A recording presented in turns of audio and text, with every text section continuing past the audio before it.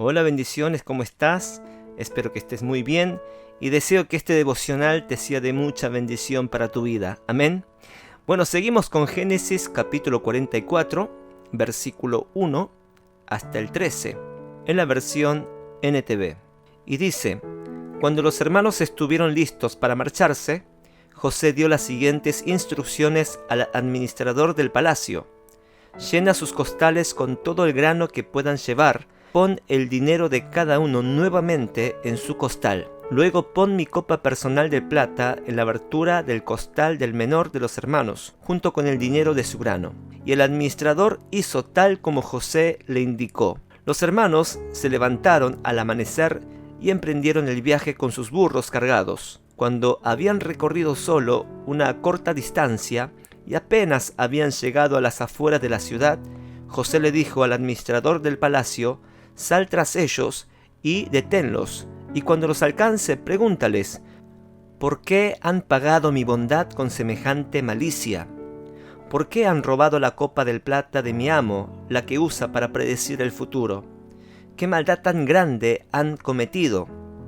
Cuando el administrador del palacio alcanzó a los hombres, les habló tal como José le había indicado. ¿De qué habla usted?, respondieron los hermanos. Nosotros somos sus siervos, y nunca haríamos semejante cosa. ¿Acaso no devolvimos el dinero que encontramos en nuestros costales? Lo trajimos de vuelta desde la tierra de Canaán. ¿Por qué robaríamos oro o plata de la casa de su amo? Si usted encuentra la copa en poder de uno de nosotros, que muera el hombre que la tenga, y el resto de nosotros, mi señor, seremos sus esclavos. Eso es justo, respondió el hombre. Pero solo el hombre que haya robado la copa será mi esclavo, los demás quedarán libres. Ellos bajaron rápidamente sus costales de los lomos de sus burros y los abrieron. El administrador del palacio revisó los costales de cada uno de los hermanos, desde el mayor hasta el menor, y encontró la copa en el costal de Benjamín. Al ver eso, los hermanos se rasgaron la ropa en señal de desesperación. Luego volvieron a cargar sus burros y regresaron a la ciudad. Palabra de Dios, amén y amén. El título de hoy es La última prueba de José. Ya los hermanos estaban saliendo de Egipto. Se les trató bien, tenían sus sacos llenos de granos y Simeón estaba fuera de la cárcel. El miedo de su padre de que ocurriera algo malo a Benjamín ahora estaba volviendo a casa sano y salvo. Lo que ellos no sabían, que el gobernador egipcio, que era su hermano José, quien los estaba poniendo a prueba. Recordemos que fue José quien mandó a su mayordomo poner su copa personal en la abertura del costal de Benjamín. Y cuando todo parecía estar bien e irse a su casa en paz y feliz, de repente José le ordena a su mayordomo que salga tras ellos y cuando los alcance que les pregunte a ellos por qué han pagado mi bondad con semejante malicia. ¿Qué maldad tan grande han cometido? Ellos defienden su inocencia diciendo que jamás harían tal cosa. Y al leer esta porción de la Biblia, uno no entiende por qué José actuó de esa manera. Hasta parece cruel.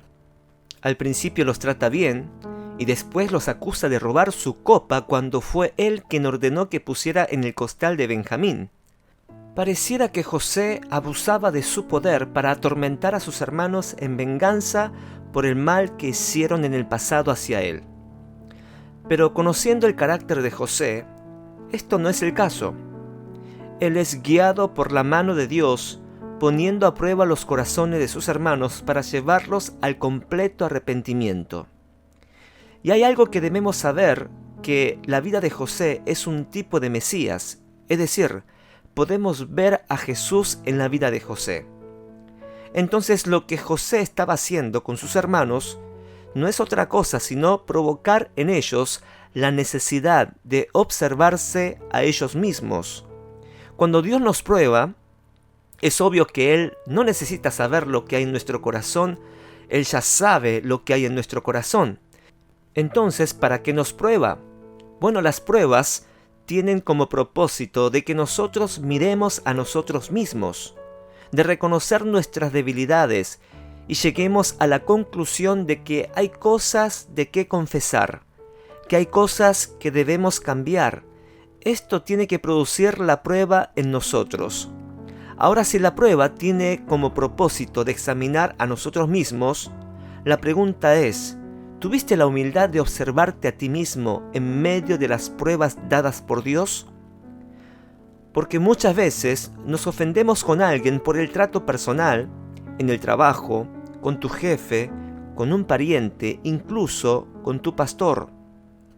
Y tengo que decirte que Dios no solamente usa las circunstancias para probarte, sino también usa a las personas para tratar nuestro carácter. Dios prueba a través de las personas también. Por eso, qué importante observarnos a nosotros mismos para ver qué cosas necesito aprender, qué cosas necesito cambiar en mi vida. Porque hay algo que Dios no va a hacer por ti, y es obligarte a reconocer tus pecados sin tener la disposición de querer cambiar. Eso nos toca a nosotros, y cuando tengamos la disposición de reconocer y pedir perdón, es ahí donde Dios va a actuar en su misericordia para perdonarte y restaurarte. Y justamente era eso que José quería que los hermanos observaran, cómo sus acciones habían causado gran daño en la vida de otros, en especial en José, y que necesitaban confesar sus pecados con el fin de la reconciliación. José está queriendo hacerlos pensar por qué hacen cosas malas cuando los demás hacen cosas buenas por ustedes. José sabe que sus hermanos son inocentes con respecto a la copa, pero hay algo que ellos no son inocentes. Algo hicieron en el pasado que no son inocentes y tienen que sacar a la luz para poder ser perdonados y restaurados. Y hay algo muy importante que Dios nos quiere enseñar en este pasaje, porque en Proverbios capítulo 28 versículo 13 dice: los que encubren sus pecados no prosperarán, pero si los confiesan y los abandonan, recibirán misericordia. Por eso la vida de José es un tipo de Jesús. ¿Qué es lo que José quería? Que confiesen sus pecados para una reconciliación. Recuerde, no reconocer nuestros pecados y tratar de encubrir muestra una actitud de soberbia, y es resistir contra el Espíritu Santo. Por eso, como dice en Santiago capítulo 4 versículo 6, que Dios resiste a los soberbios y da gracia a los humildes. Y esto era también el deseo de Jesús para con la humanidad, que confesemos nuestros pecados y abandonemos los malos caminos para ser perdonados mediante la fe en Cristo Jesús, para una reconciliación con nuestro Padre Celestial. ¿Habrá algún pecado que no hemos confesado? ¿Estás encubriendo algún pecado delante de Dios? ¿Estás permitiendo que Dios limpie por medio de su palabra y de su Espíritu Santo? Por favor, no resistas al Espíritu Santo. El deseo de Él es perdonarte, sanarte y restaurarte. Que hoy podamos tomar un tiempo para reflexionar y revisar nuestros corazones con la ayuda del Espíritu Santo. Amén. Amén. Dios, te doy gracias por enseñarme que las pruebas producen aflicción en el momento, pero sirven para moldear mi carácter. Reconozco que soy pecador y necesito de tu perdón, de tu misericordia y de tu gracia. Espíritu Santo, ayúdame a poder vivir una vida agradable ante los ojos de mi Dios.